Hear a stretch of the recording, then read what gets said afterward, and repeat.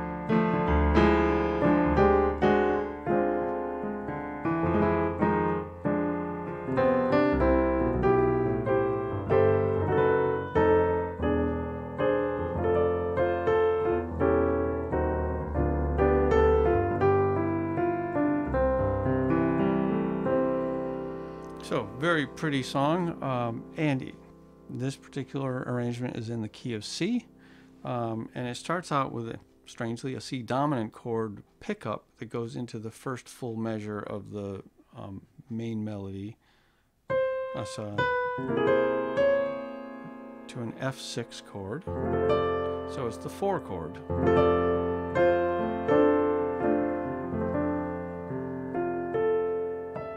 And it goes to the 4 minor, or subdominant minor.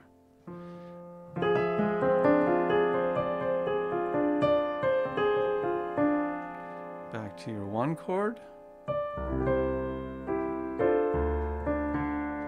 So 1 chord, 2 minor, 3 minor, and 6 dominant, or we could say C, D minor 7, E minor 7, A7, back to your D minor, to a C sharp diminished 7, back to your D minor, now D half diminished, to a G7, to a G diminished, to a G7, to a C, A minor, to a D9,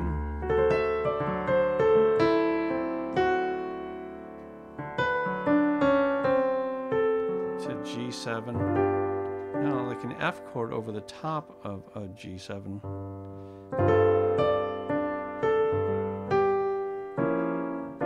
And that's a little turn back from the G7 to the G half, or G7 to the G diminished back to the G7. So we get from this G chord with the F over the top, so we got, so it's sort of like an F chord with actually an F6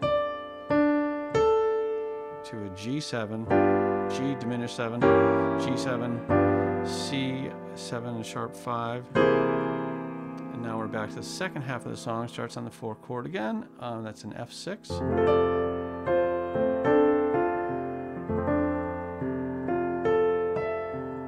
Now, instead of going to the F minor here, I like to go to the B flat sometimes, because the B flat, which is, it actually has a lot of the notes of the F minor major 7 chord. Basically, the 4 chord, 4 minor, or the flat 7 dominant, have very similar characteristics.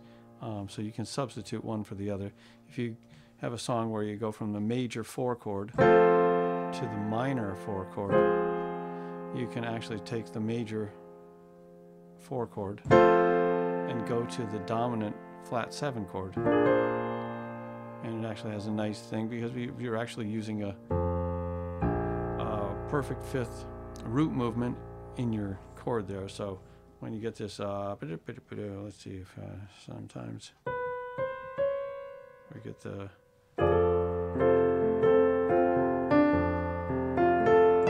so we go to the 4.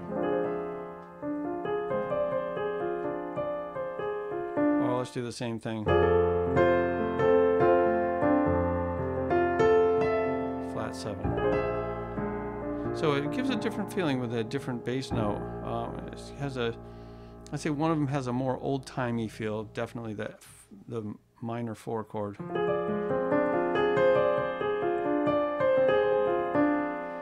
Now after that, whichever one we choose to go to, we go to the C chord again, D minor chord, E minor, A7, and D minor, C sharp diminished, D minor, D half diminished, stay on that D half diminished, and now F minor with a major 7. C chord with a B in the bass, A in the bass, G in the bass, B7, F7, E7 with a sharp 5, and then an F6, A7, did I say, yeah, I said A7 with E in the bass, D sharp diminished 7, G7 with a D in the bass, G7 with a G in the bass, and a C6 chord. So, a very pretty song. I possibly went over when it gets to the 4 chord and it changes to the 4 minor. I think I may spend a little time on that, because to me, when you do the,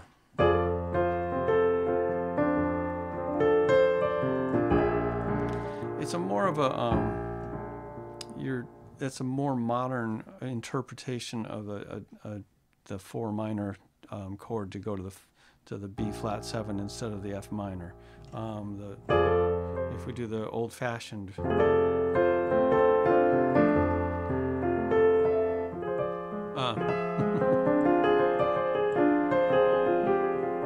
so that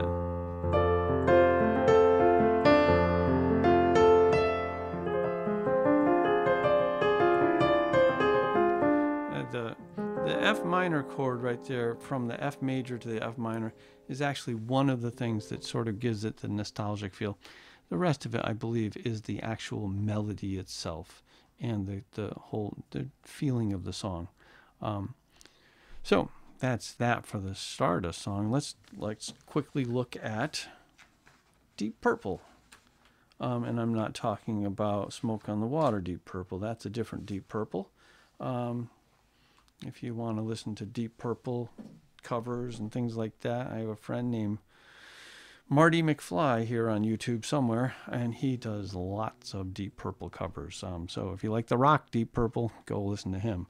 This is a song that my mom used to play when I was growing up. When I had never played the piano before, I used to hear her playing this, and I was like, "That's such an interesting song." There's something about it that was just.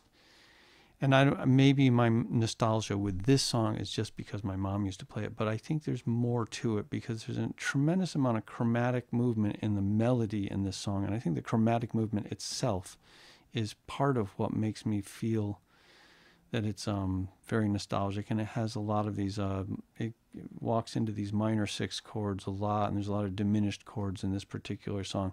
So let's have a listen to that one. Deep Purple by Peter DeRose.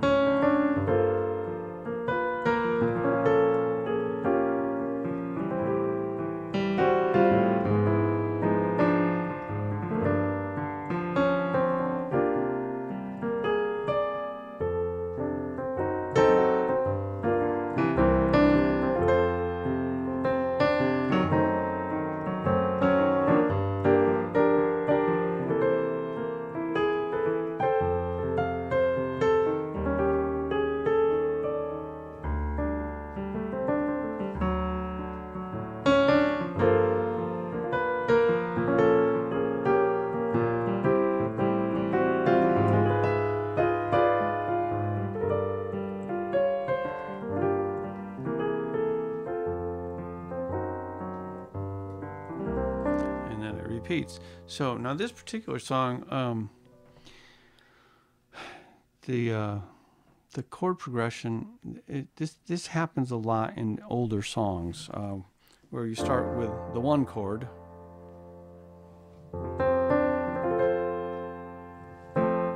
and you go to the sharp 2 diminished 7th chord,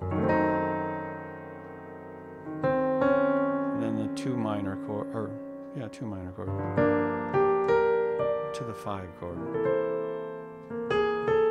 and there's nice yearning melody where it goes way up to the 9th of the 1 chord again, and then the flat 7 chord, so we're going non-harmonic again.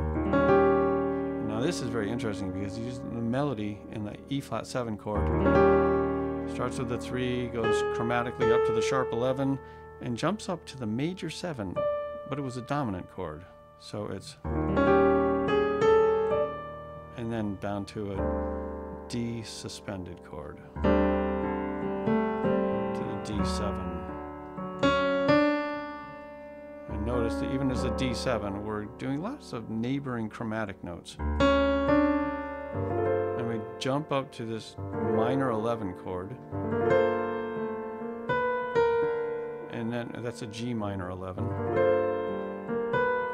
And then a B flat minor with a major 7, chromatically down to the B flat minor 6, A minor 7, chromatically down to a G sharp diminished 7 with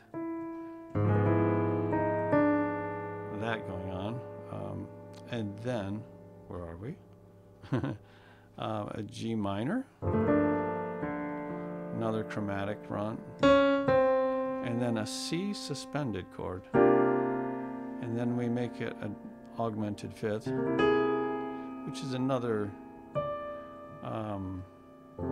to the F chord.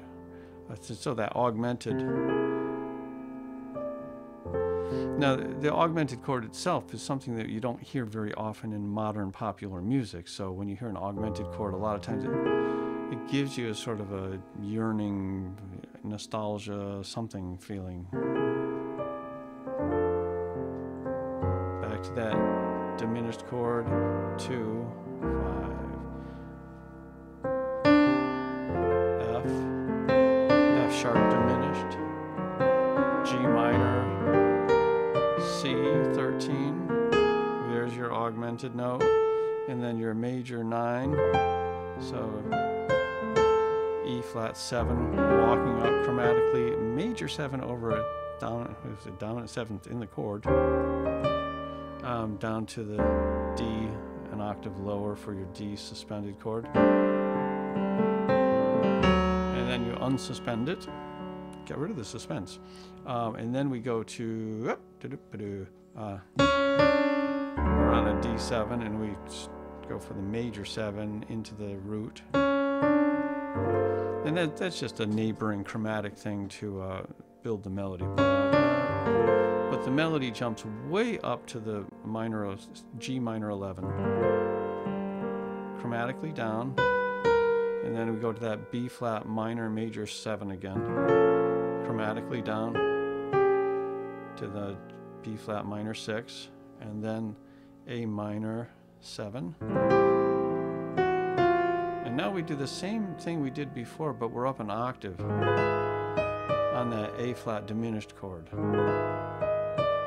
And then we G minor does the chromatic walk down here.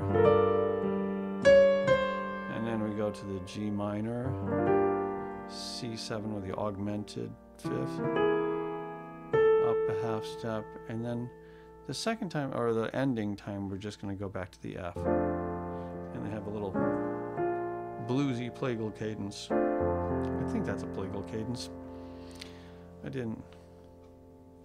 was never really interested in the plague when I was in college, so when they talked about the plagal cadence, I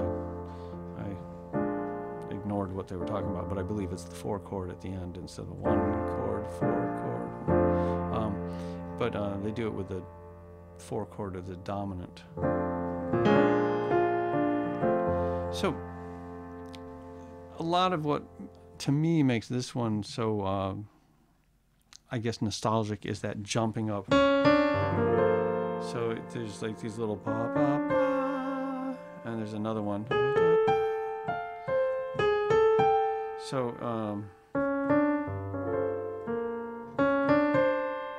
and that's a jump of a 7th. A jump of a 7th preceded by a half step. Now that happens, I think, 4 times in the song with that specific jump. It happens in measure 4 of after the pickup. We won't count the pickup measure. In measure 4, we get this, and another one of those jump of a 7th, minor 7th, not a major 7th.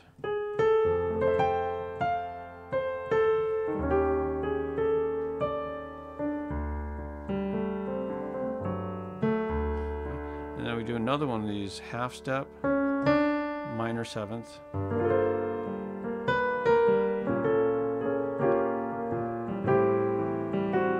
So I believe part of what makes the song have a tremendously nostalgic feeling to me is that the jumping, ba, ba, ba, you know, it's a that.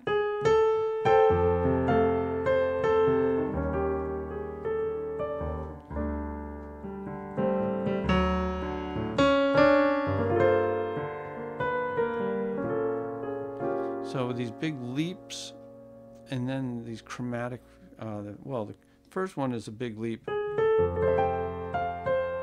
then it does a downward arpeggio of the F chord. And then, but when it does the second one, it's a chromatic run.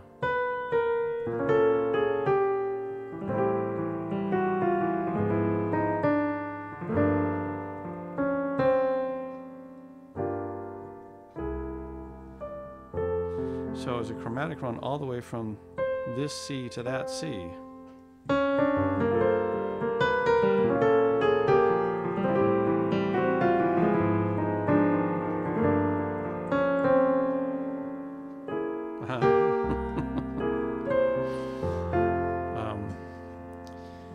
sometimes when I talk about things, I forget what I'm playing. So yeah, those two songs, to me, I just find them both to be very, very nostalgic. And I'm wondering how you feel about those two particular songs. If you think those two songs are tremendously nostalgic, or if you think those songs are just songs you've never heard before and you don't know what I'm talking about. There's a good chance of the second case because even though Stardust was one of the most recorded songs of all time before Paul McCartney wrote Yesterday, and it sort of replaced the song, even though Stardust was one of the most recorded songs, this current generation of young people probably has never heard Stardust, and definitely the only Deep Purple most of you have heard would be the Smoke on the Water band. So just let me know what you think. Before I go, I guess I would like to say thank you to my patrons on YouTube from PayPal and Venmo, and maybe I'll just get their names up so that I can thank them all. See if they come up. Oh, look at that. They did. Okay. So, would like to thank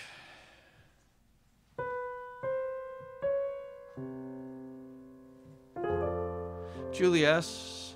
and Skydiver Tanner, Judy Bassett, Carl Edwards, Anssi Rauhala,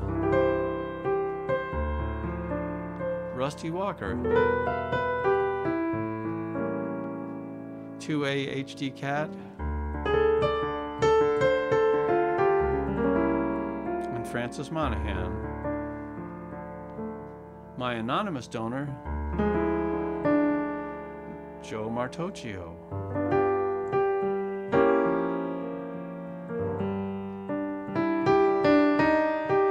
Uncle Andy Guitar Herbst.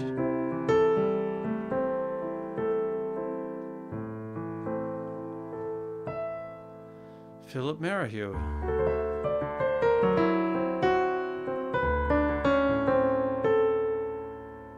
Stacy Thomas.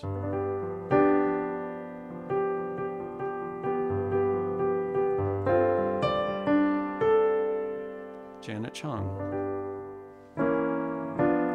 And then Frank Terzo. Donna Mitchell.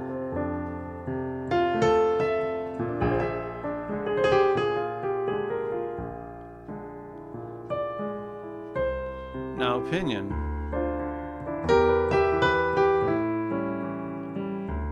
Iclone Fun. Cassie McMullin.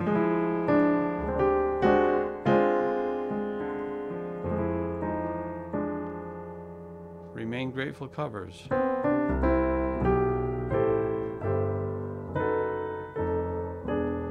And my newest is Rose Akerman or Akerman. I'm not sure. I've never heard her pronounce her name. And then